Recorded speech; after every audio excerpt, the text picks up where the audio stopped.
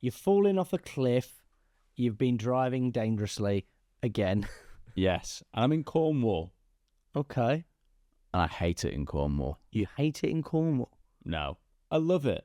And it's only a bad dream. Oh, right. Okay. It's the 15th of February. And I've got a little something for you. You don't bloody believe it. It's our curly mate again. It's Marcus Aurelius. Marcus Aurelius and the curls. Clear your mind and get a hold on yourself. And as when awakened from sleep and realizing it was only a bad dream upsetting you, wake up and see what's there is just like those dreams. So it's about playing out those situations, those dreams, and putting yourself through that torture. So interesting. We don't speak about this a lot, but when I joined the business, it was just I joined on the 4th of January, and I had that Christmas break beforehand. Okay, so it was like I'd left one job, I had the Christmas break, and I think I played out every single situation that could have happened in that Christmas break. And I think a lot of the time, because of my negative bias, I thought this isn't going to work out.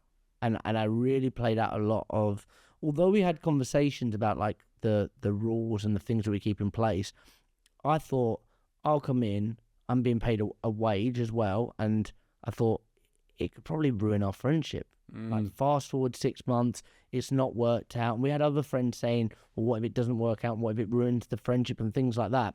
And I was playing out this story in my head of, it might not work out. It'll ruin the friendship. Fast forward 10 years, me and Zach don't talk. I mean, there's still time, who knows? But yeah, you play it out a lot, and that kind of breeds into that feeling. But then you kind of have to grab yourself at one point and go, what if it does work out? Yeah. What if things go well? As well, our ops director, Ben, he's been friends for just as long as we have. Third Jonas brother, I call him. Third Jonas brother, exactly. He's a bit more considered than we are. And when he approached me saying, well, the things that you're struggling with, I could help you with, we had so many chats that were based on how do we make sure that the friendship stays intact first. Like, I never want there to be a point where we fall out about anything. So how do we do that? And he was seeing it straight away from the what if it doesn't go well. But then we've also had moments where it's gone a bit better than we thought it would, and then we're left with the kind of awkward questions around: do we hire again?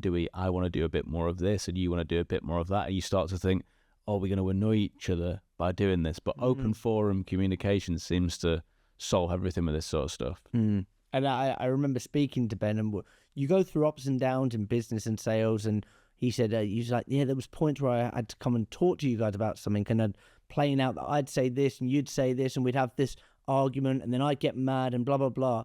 And when we actually had that conversation in reality, everyone was like, yeah, of course. Yeah, that makes sense. It's logical. And I think we forget that, but we assume the worst. And it can happen for salespeople throughout the day before they go into maybe a meeting that they're going to flop it. Their mouth's going to go dry. They're going to forget what they say. They're not going to remember it might be a big presentation, and they're going to screw it up, and they have those anxiety dreams the night before. So I was telling you the other day, but before we started recording this, I had this dream that I was in front of a camera, and I kept saying things that weren't true. Like I was like, I'm one half of this band. And you're like, no, it's not about that anymore. But bad dreams can really kind of get into your subconsciousness. Why don't you say what band you were part of? I don't want to talk about the band because right now I'm in the band of brothers. Nice. But it is a case of, it's about remembering those bad dreams and acknowledging that that's all they are, dreams. Yeah. Something interesting actually happened today. And one of our reps is working on a client, only been working with them for a few weeks, really smashed it, really nailed it, like this is going so well. Booked about 7 meetings, I think, in 3 days for them, like doing just much better than they thought, than even we thought. And then we got an email from them last night saying, could we sit down tomorrow and just talk about ICP, who we're targeting? There's a few bits to tweak. We've run away with that and thought, they must be unhappy. Yeah. Freya, whose client it is, has gone in really prepared for the worst. and said, look, I'm happy to relook at this. I can cancel any meetings you want. And they went, whoa, no. We're really happy. 2 of the meetings you've booked look like they're going to close. And we're just saying, could we maybe focus on those areas exclusively for a little bit? It feels like that's where the fruit is We for us. assume the worst, don't we? We assumed the worst. We assumed, it was too good to be true. Maybe it's not as good as it seems. And you know what assume does? What? It makes an ass of you and me. Wow. I've been Jack Frimston. I've been Zach Thompson. Remember, you will die. Zell am Z.